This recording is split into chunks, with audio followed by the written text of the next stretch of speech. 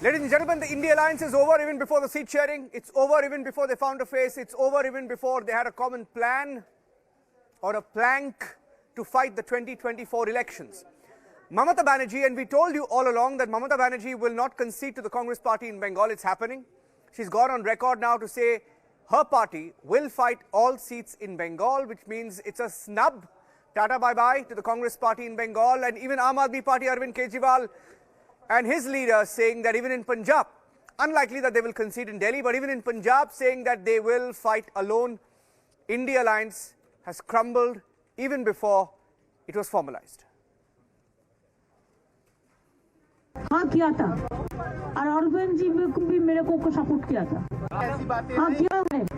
कुछ और विस्तार से आप बता दें तो। नहीं खड़गे जी को नाम हमने किया है कि हर लोग पूछता है एक फेस तो चाहिए, तुम्हारा फेस कौन है, तो इसी के लिए हम प्रपोजल दिया। हम जब मीटिंग में जाते हैं हम देखते हैं सीपीएम मीटिंग को कंट्रोल करते हैं, जिसको साथ 34 साल हमारा जिंदगी में लड़ाई किया हमने, हम उसको कोई एडवाइस नहीं मानेंगे।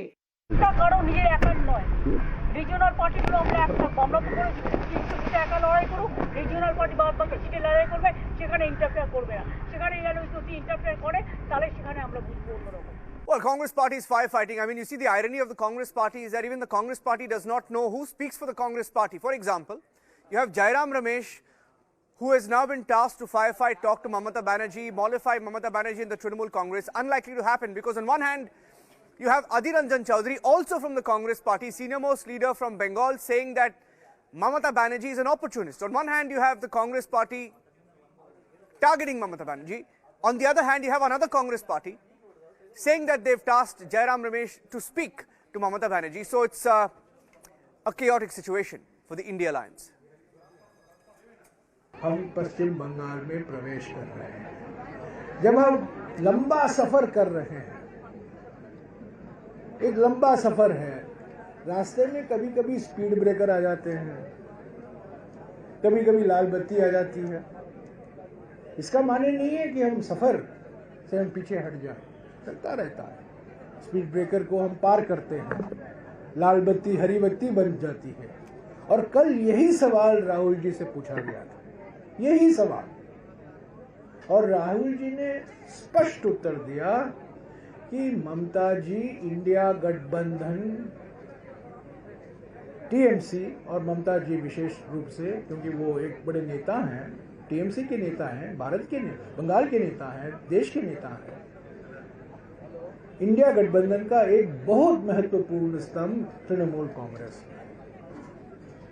हम ममता जी के बिना इंडिया गठबंधन की कल्पना नहीं कर सकते, और हम उम्मीद करते हैं कि जो कल ममता जी ने कहा कि बीजेपी को हराना हमारा कर्तव्य है, हमारी प्रायोरिटी है, हमारी प्राथमिकता है, उसी भावना के साथ हम पश्चिम बंगाल में प्रवेश कर रहे हैं।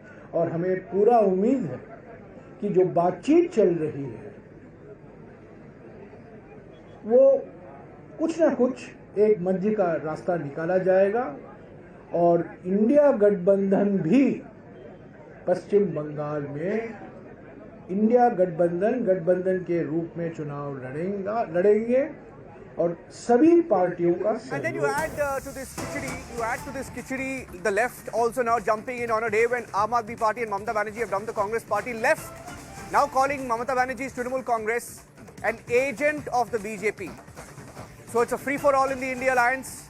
Left jumping into the debate today, calling Mamata Banerjee's Trinamool Congress BJP agents.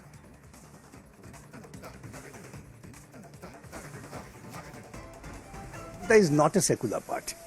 Secularism has a completely different definition. Secularism doesn't mean that you have to attain all the religious program and try to pose of that particular religious attire. This is nonsense. Secularism means state will have no relationship with the religious activities. Religion is a matter of personal faith. And here the Bengal Mamata is spending maximum amount of public revenue in favor of religious activities, whereas the funds are not allotted for scientific activities. Even Jadavpur University If the government would have allotted 400 crores, then Center said they would have allotted another 1,000 crores, and the Jadavpur University could have developed its infrastructure, which is a well-known university in the country, in the world. She doesn't bother about education. She is very much willing to spend money for religious purposes, and that's the basic philosophy of RSS. Therefore, she can't claim to be a secular one. She is, in fact, basically a religion-based party. That they might say, because she is trying to... Mamata was, in fact, planned by RSS to ensure that the left control in Bengal is really weakened. To that extent, Mamata is successful, and some so-called intellectuals also tried to pose her as a left orientation politician, and that has really made the people befooled.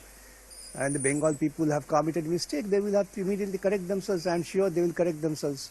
And Mamata is really acting as an agent of BJP in West Bengal.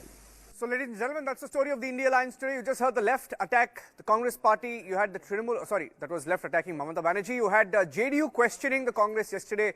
Today in Bihar, they're having second thoughts about being allies. And in Punjab, the Aam Aadmi Party deciding to go it alone. They will be fighting alone in the 2024 elections. Listen in. देश में पंजाब बनेगा hero. 2024 में लोकसभा चुनाव में आम आदमी party के पक्ष में 13-0 हो सकता है। कोई उनके साथ बातचीत चल रही हो उस लेवल पे, लेकिन पंजाब में हम ऐसा नहीं करने वाले। पंजाब में कांग्रेस से हमारा कोई देश में पंजाब बनेगा हीरो। 2024 में लोकसभा चुनाव में आम आदमी पार्टी के पक्ष में 13-0 हो सकता है। कोई उनके साथ बातचीत चल रही हो उस लेवल पे, लेकिन पंजाब में हम ऐसा नहीं करने वाले। Well, it gets even more ironic because you have Adhir Ranjan Chaudhary attacking Congress, you have Jairam Ramesh placating the Congress, and in Punjab you have the Congress attacking the Aam Aadmi Party. Take a listen to this, where the Congress, which has just been dumped by the Aam Aadmi Party, is attacking the Aam Aadmi Party in this. Take a listen. देखिए, हम तो पहले दिन से ही कह रहे हैं कि 13 की 13 सीटें जो हैं हम लड़ेंगे, हम जीतेंगे भी। जो 2 साल हुए हैं इनको, अभी 2 हो जाने हैं मार्च में, जो पंजाब के हालात हैं कौन नहीं जानता। लोग तो तैयार बैठे हैं इनको भगाने के लिए। तो मैं आज आपके माध्यम से बोलना चाहती हूँ कि सीएम साहब, हम कौन सा कह रहे हैं कि हमने आपके साथ होके जीतना है। हमारे प्रधान पीसीसी के चीफ सरदार अमरिंदर सिंह राजा बड़िंग जी हर स्टेज पे हर रोज बोल रहे हैं। हमारी सारी पंजाब की सीनियर लीडरशिप बोल रही है, हमारे सीएलपी लीडर बोल रहे हैं, और मैं आज महिला कांग्रेस की प्रेसिडेंट भी आपको बताना चाहती हूँ कि 13 की 13 सीटों पे हम पूरी तैयारी कर रहे हैं। मैं एक महिला होने के नाते बोल रही हूँ कि जो महिलाओं के साथ आपने झूठे वादे, गारंटीज, खास करके एक महिला की बात करूंगी, वैसे तो आपका कोई भी गारंटी पूरा नहीं हुआ, तो आपने हर फ्रंट पे आपकी सरकार फेल हो चुकी है। लोग आपको चलदा करने के लिए बैठे हुए हैं, और वो कह रहे हैं कि 13 की 13 सीटें आम आदमी पार्टी जीतेगी और रिकॉर्ड बनाएगी, वो ऐसा कह रहे हैं। उनके कहने से क्या होता है, वो एक बार कहते हैं कल दूसरा बयान दे देंगे, लेकिन कांग्रेस पार्टी जो बोलती है वो करती है। हम बोल रहे हैं कि 13 की 13 सीटों पे हमारी तैयारी है, पूरा हमारा ग्राउंड रिपोर्ट्स देख लीजिए, हम पूरे रेडी हैं, हम लड़ेंगे भी, हम जीतेंगे भी। तो यही बात आपने कांग्रेस हाईकमांड को भी कन्वे कर दी है? बिल्कुल जी, मैं भी हमारी लगातार हाईकमांड में मीटिंग्स हो रही हैं। एक आधी मीटिंग में मैं भी गई थी, तो हमने पंजाब वाले हम बोल रहे हैं कि हमारे प्रधान खड़गे जी को हम सब ने रिपोर्ट दी कि हमारी पूरी अच्छी तैयारी है, हम 13 सीटों के लिए तैयारी करके बैठे हुए हैं। आप चुनाव जब डिक्लेयर होते हैं हमारे कैंडिडेट दीजिए और जल्दी दीजिए, हमारी पूरी तैयारी है, हम जीत के लाएंगे। So the irony in Punjab is that Aam Aadmi Party themselves on record have dumped the Congress, and the Congress has attacked the Aam Aadmi Party, but the Aam Aadmi Party in Delhi is trying to play it down. So like the Congress party, even the Aam Aadmi Party trying to mellow down the tensions. Take a listen as some in the India Alliance try to play with a straight face.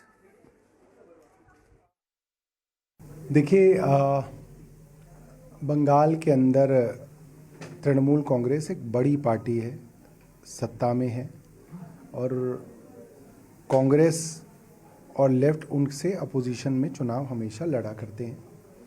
इसलिए उनके लिए seat sharing थोड़ा सा जो है complicated रहेगा, और जो भी छोटे मोटे उनके बीच में मनमुटाव हैं वो हल कर दिए जाएंगे, क्योंकि मोटे तौर पे चाहे ममता बनर्जी हों चाहे राहुल गांधी हों, दोनों ही इंडिया ब्लॉक की सक्सेस के लिए कमिटेड हैं।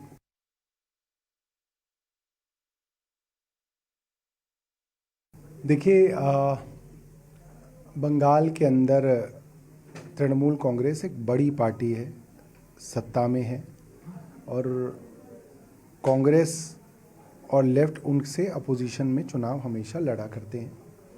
इसलिए उनके लिए सीट शेयरिंग थोड़ा सा जो है कॉम्प्लिकेटेड रहेगा, और जो भी छोटे मोटे उनके बीच में मनमुटाव हैं वो हल कर दिए जाएंगे, क्योंकि मोटे तौर पे चाहे ममता बनर्जी हों चाहे राहुल गांधी हों, दोनों ही इंडिया ब्लॉक की सक्सेस के लिए कमिटेड हैं। मेरा खाली कहना है कि ये तो होना ही था ना, ये तो होना ही था, इसमें कोई आशा तो है नहीं। उन्होंने तोड़ा या तोड़ने की बात करी, बाकी लोग कह रहे हैं। जब स्वार्थ का गठबंधन बनता है, जब अपॉर्चुनिस्टिक अवसरवाद का गठबंधन बनता है, जिसका ना कोई नेता है, ना कोई नीति है, ना कोई नीयत है, और कोई वैकेंसी भी नहीं है, देश नरेंद्र मोदी जी को तीसरी बार प्रधानमंत्री बनाने और निर्णायक बहुमत बीजेपी एनडीए को देने को तैयार बैठा है, क्योंकि काम देखा है 10 साल का। इसी कारण देश की अर्थव्यवस्था दुनिया की 5वीं अर्थव्यवस्था हो गई, जल्दी तीसरी हो जाएगी। भारत का मान दुनिया में बढ़ रहा है। भारत का सांस्कृतिक स्वाभिमान देखा आपने, राम मंदिर का हुई प्राण प्रतिष्ठा, कितना देश में आज उजाला है और जोश है और उत्साह भी है। तो ये सब अपनी जगह ही आपस में लड़ रहे हैं, तो ये होना ही था।